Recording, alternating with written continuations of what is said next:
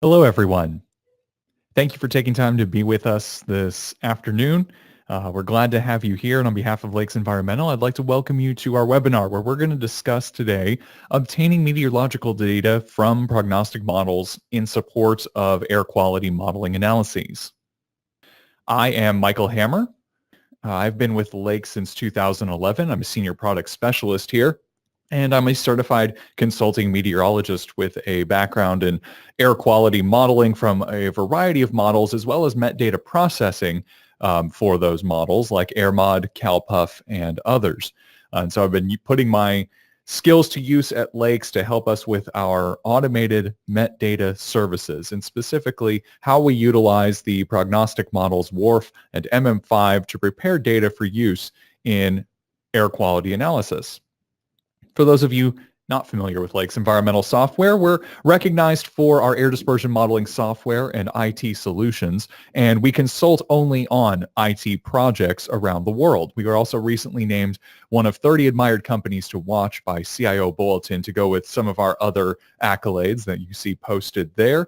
Of course, we provide a variety of software solutions to our customers. We're well known for our AirMod view, CalPUF view, IRAP HView software products, and more. We also offer complete IT solutions like the Aquimus Cloud product, which can be a fully customizable application to incorporate real-time monitoring, forecast data of air quality, as well as reporting and emissions inventory modules. All of this can be put together for single facilities or whole networks.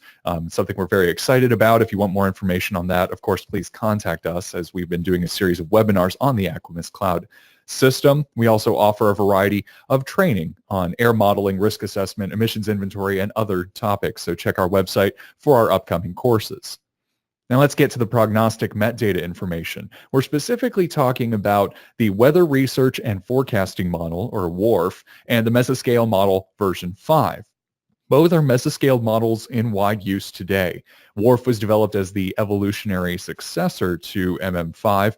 And of course, we always advise our customers, check with the local authority to verify what suits your project best. Some authorities may have recommendations on what type of model to use or how the model should be conducted and run. And of course, we can customize things to meet your needs. So check those things in advance to make sure you're using what works best. Now, these models use state of science physics conservation equations, and they calculate gridded met fields using satellite and station data. A lot of times they're used in forecasting purposes, and that's where a lot of people may be most familiar with them, is using the WRF forecast to predict weather, but they can also be used historically. So we can input historical records of data from satellite and station sources, and we can recreate what happens for given periods of time, whether it's a day, a week, a month, or multiple years. And so we can run WRF and MM5 for previous years of data, recent period, maybe 3 years, maybe 5 years, and then that data can be formatted for use within air quality models, such that we get a whole picture of what's going on in all 3 dimensions for a given modeling domain. Now, why not just use station data all the time? There's a number of reasons why. There may be a lack of representative observational data. Of course, when you're conducting an air quality modeling analysis, you want the metadata that you input to represent the conditions that will occur where the sources are releasing pollutants. And if the nearest station is numerous kilometers away, or is in an area that is not indicative of conditions at the source site, then prognostic data can be used to fill in the spatial data better. Even if there are observational data stations nearby, they may not meet the quality standards set by whatever local authority has review over the project. A lot of stations may encounter a problem with calm wind data. And of course, if you have calm winds or a lot of missing data, that's going to take away from the available number of hours that you can process in your air quality model. Or maybe you have a station that's nearby that stopped recording a number of years ago, and so the older data is not considered representative of the location any longer because it's been so long. So when you have these problems, these things contribute to the lack of representativeness from the observational data that may be available. Of course, prognostic data is now accepted by the US EPA for near-field analyses conducted with the AirMod modeling system. So that's another reason to further look at prognostic data. With the models themselves, you have extensive model customization options, a number of different physics schemes, different horizontal and vertical grid resolutions that can be applied, and a number of input data options that can be modified to best suit the domain that is being analyzed. And so all of these go into making the model work best for what you need it to do. And with these model customization options, it presents the best available data that may be present for a region. It also compares well against measurements. We have a study here showing a comparison done that was for the international airport in Bahrain against a 4-kilometer grid resolution wharf run. You see the wind roses on the right showing good correlation in wind direction frequencies and wind speed frequencies. We also have the wind speed of modeled versus measured on the bottom left, and then a temperature plot of modeled versus measured in the center at the bottom. And you can see the good correlation there between those. That represents, for a single grid cell compared to a single point station, the level of accuracy that you can expect from these models without much modification of the model options.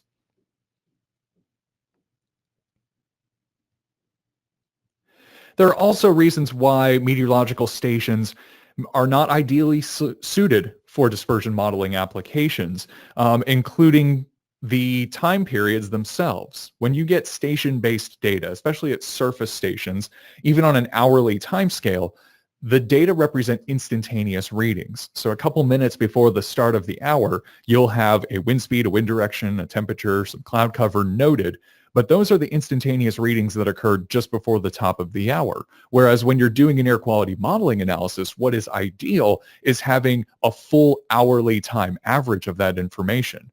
There's utilities like Air Minute that can be applied to get better time averaging, but they have limited spatial extents. For example, Air Minute could only be used in the United States for a particular type of equipment. And a prognostic data model is going to have better time averaging of those data values. You also don't get vertical profile data when using simple stations. Models like AirMod do, of course, accept upper air data. You have twice daily upper air soundings that can be fed in and processed for use in the AirMet meteorological preprocessor. CalMet also has routines via Read 62 for handling upper air data. But that information is limited. And AirMet in particular is not going to use that vertical profile data in its reporting. It's just going to use that for things like identifying when convective conditions start. With a prognostic data file, you can extract from a single grid cell vertical profiles of wind speed, wind direction, temperature, and other parameters at multiple levels above ground, and that can be fed in to more intelligently inform the model of what's going on vertically in the atmosphere at this representative grid cell. And that's going to help create better data overall. There's also a lack of radiation measurements from a lot of surface-based stations, and their use of cloud cover can be inaccurate. The automated cloud cover sensors in particular only go up to a range of about 12,000 feet above ground, and so you may be missing some of the high cloud deck, or the estimates of cloud cover themselves may not be fully representative of how much cloud cover is in the surrounding area, which can then impact the radiation budget. And finally, you may have issues with the stations themselves, just the hardware and equipment. They can have frozen anemometers in the winter, or if calibrations aren't kept up to date, then the equipment itself can start to fail. You don't have that problem simply running a model. So we know that running a model can be a good thing to do for our air quality analyses. What do we do with it? Well, the US EPA has a utility called the Mesoscale Model Interface Program, or MIF, and this utility specifically formats WRF and MM5 output for use in air quality modeling applications.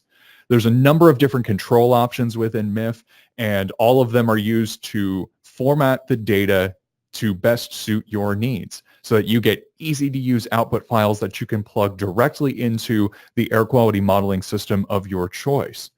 MIF supports output for the AirMod modeling system, for CalPuff, and for SkiPuff as well. And this is the type of data which you can request from Lakes Environmental and purchase for your uses. So now that we understand what obtaining prognostic data will do for us, I wanted to give you a little demonstration here within our utilities, AirMet View and CalPuff View, of how you can utilize the data that you may purchase from Lakes Environmental, which is output from these utilities.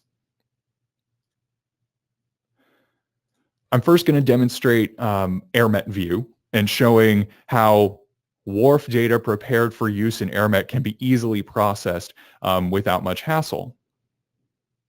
So within the AirMet View application, under the File menu, we have Import, Model Input, and AirMet Input Files. So here it'll ask me for a series of 3 input files, the 3 different stage input files that AirMet requires to run.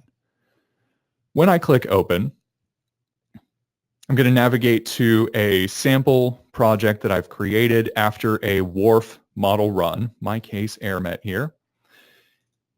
And in here, it identifies the .in1, the stage 1 AirMet input file first. This is one of the files that is included as part of the data that you would receive when requesting an AirMet WRF data product from Lakes.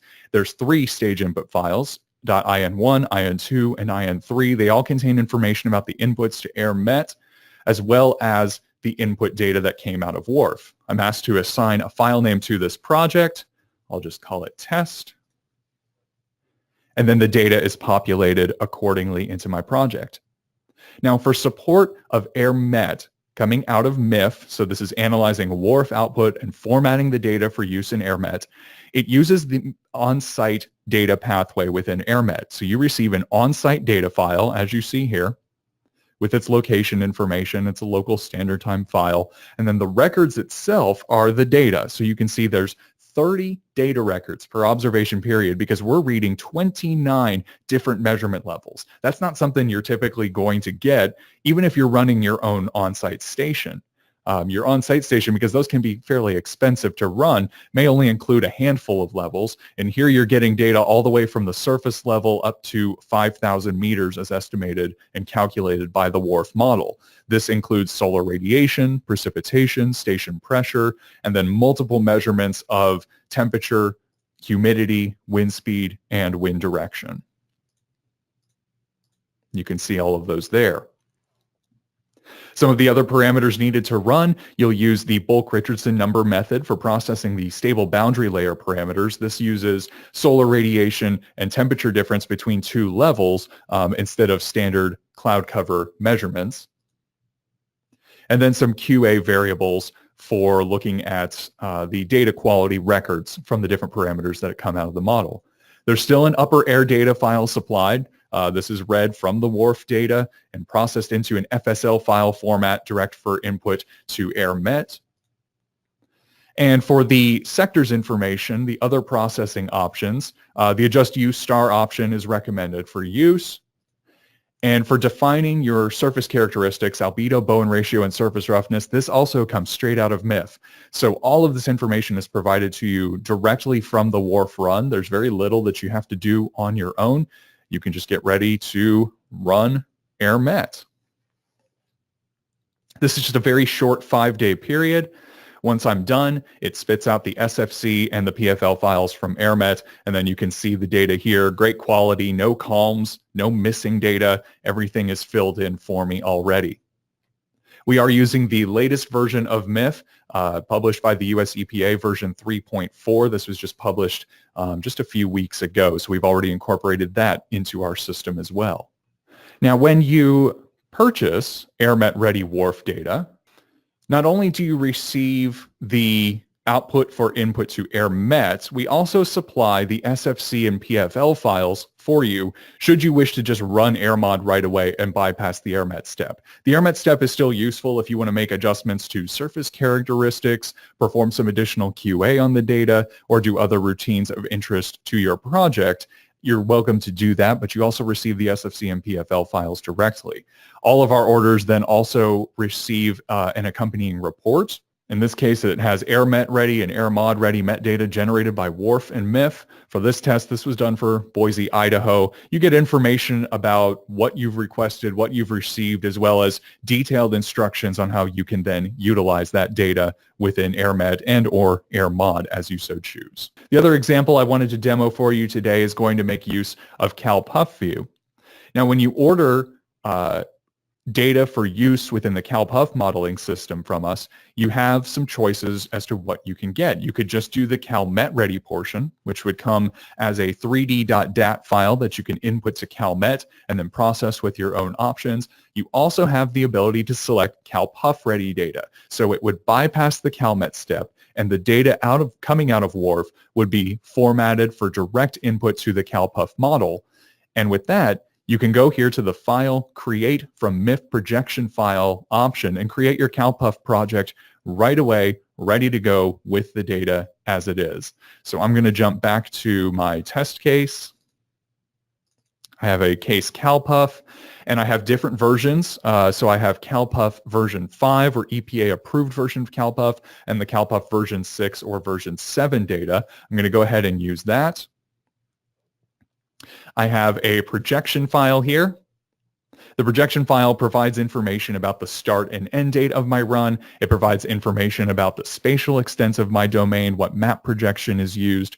And then there's this terrain grid file that accompanies the data. And the terrain grid file is going to be used to inform the CalPuff model of the grid, the terrain elevations within my modeling domain. Set a test project name here. It's imported information about my project. I can choose different versions of the modeling system. Here I'm going to go with version 7. It's reading the MET periods from my file based on that projection file that I started with. I'm running no OBS mode, so I'm assuming my data only comes from the prognostic data here, the WRF data. And when I click finish, it's just going to build my project for me. I'll see the MET grid. I will see the spatial extents of this data. And then all I have to do is come in and put in my sources, my emission rates, define my receptors, and then I can go about conducting my CalPuff analysis without needing to run CalMet first. Like I said, you can still purchase the CalMet ready data and process CalMet for yourself if you choose. But if you don't, you can also go straight to the CalPuff step very simply. So where can you get this data? Well, from us, you can go to our website. So on our webpage here, weblakes.com, under the services, you find the Met Data section. And under Met Data, here is our Met quote request form. Met Data type is where you select the type of Met Data that you're interested in, whether it is AirMet Ready or CalMet CalPuff Ready from WRF, as well as AirMet Ready or CalMet Ready from MM5. We do also offer station-based AirMod Ready for the US only at this point. When you select the Met Data type that you want, you'll have the ability to select different grid resolutions, 1 kilometer, 4 kilometer, and 12 kilometer by default. We can also customize grid resolution and domain size to meet your needs. We often get asked what type of grid resolution is best. Of course, the answer depends on what it is you're going to be modeling.